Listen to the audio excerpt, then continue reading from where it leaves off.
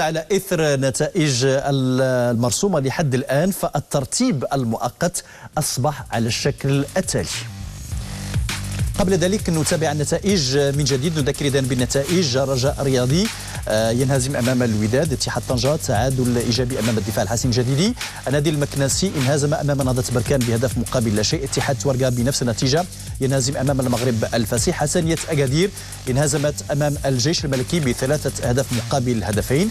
فيما يخص برنامج مباريات يوم غد كما سلف الذكر: أولمبيك أسفي أمام الفتح الرياضي، اتحاد يعقوب المنصور في مواجهة الكوكب المراكشي، ونهضة الزمامرة يقابل أولمبيك الجزيرة.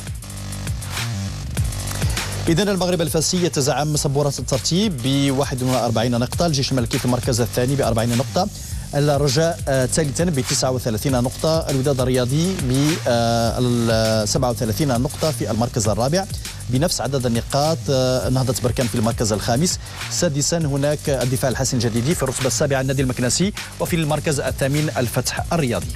باقي الترتيب: الكوكب المراكشي في المركز التاسع، نهضة أتلتيك الزمامرة في المركز العاشر، في الرتبة 11 اتحاد طنجة، في المركز الثاني عشر حسنية أكادير، في المراكز الأربعة الأخيرة نجد أولمبيك الجزيرة، اتحاد يعقوب المنصور، واتحاد تورقة، وأولمبيك أسفي، مع المباريات التي ستجرى يوم غد إن شاء الله.